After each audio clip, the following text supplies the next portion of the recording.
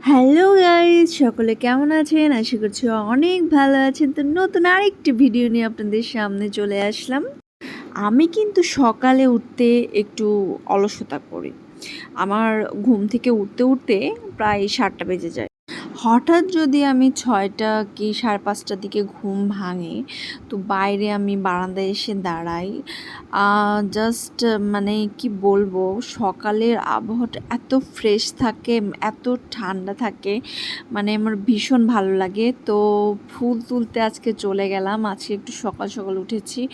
একদম ছাদে চলে গেছি যে ফুল তুলে নিয়ে আসি দেখি। আর সকালবেলা ছাদে যেয়ে যখন গাছ ভরা ফুল দেখি তখন তো ভীষণ ভালো লাগে। এই যে দেখেন কত টগর ফুল ফুটে আছে, জবা ফুটে আছে।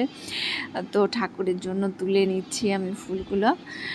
তো ফুল আসলে পৃথিবীর সবচেয়ে শ্রেষ্ঠ সৃষ্টির মধ্যে বোধহয় একটি আমার মনে হয়। আর ফুল ভালোবাসে না এমন মানুষ খুব কমই পাওয়া যাবে।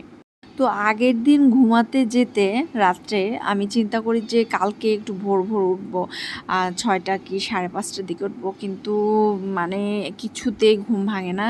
আর এটার কারণ হচ্ছে খুব দেরি করে ঘুমাতে যেতে হয় আমার বাচ্চারা একদম তাড়াতাড়ি ঘুমোতে চায় না। ওরা যদি মানে একটু যদি দুপুরে না ঘুমায় তাহলে হয়তো তাড়াতাড়ি ঘুমিয়ে পড়ে, কিন্তু যদি দুপুরে ঘুমায় তাহলে দেখা যায় যে বিকেলে ওঠে, কিংবা কতদিন সন্ধ্যাও লেগে যায়। তো সেদিন হয়ে যায় সমস্যা, ওরা ঘুমাতে একদম আরও বেশি লেট করে। তো কি বলবো আর, এজন্য ঘুম থেকে উঠতেও আমার একটু মানে দেরি হয়ে যায়। উঠতে চাইলে উঠতে পারি না। তো ৩ দিন ধরে তাল নিয়ে এসে রেখেছে। আমার বড় মাম্মাম বড়া খাবে, তাল ক্ষীর খাবে। তো ওর বাবা নিয়ে এসে রেখেছে, তো ফ্রিজে রেখেছিলাম। তো পরে ভাবছিলাম যে তালটা আলসেমি করে করছি না, কখন বোধহয় নষ্ট হয়ে যায়। তো আজকে ভাবলাম যে তাল ক্ষীর আর তালের বড়াটা করি। তো তালের বড়াটা ভীষণ ভালো লাগে। আর ভাদ্র মাসে তালের বড়া, তাল ক্ষীর হবে না, এটা তো মানে ভাবাই যায় না। আর কাদের বাড়ি দেখেন এরকম পুচকু আছে, দেখেন তো একদম দুষ্টু হয়ে গেছে। মানে কোন ফাঁকে যে পাউডারটা নিয়ে ও এগুলো করেছে। আমার বড় মাম্মাম অবশ্য একবার আমাকে যে বলছিল, আমি তখন কাজ করছিলাম, রান্না করছিলাম, তো যে বলছিল মা বুনুনা পাউডার দিয়ে এটা মানে কি যেন করছে, মানে আদো কণ্ঠে বলে, তো নত্য করছে।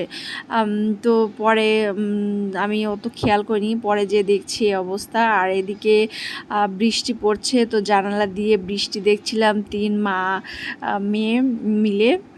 আর বৃষ্টিটা এই যে থেমে যাওয়ার পরে আকাশটা একদম চকচকে ঝকঝকে হয়ে গেছে। তো কয়েকদিন ধরে এরকম হচ্ছে, হঠাৎ রোদ হঠাৎ বৃষ্টি, মানে রোদের মধ্যে বৃষ্টি হচ্ছে এরকম।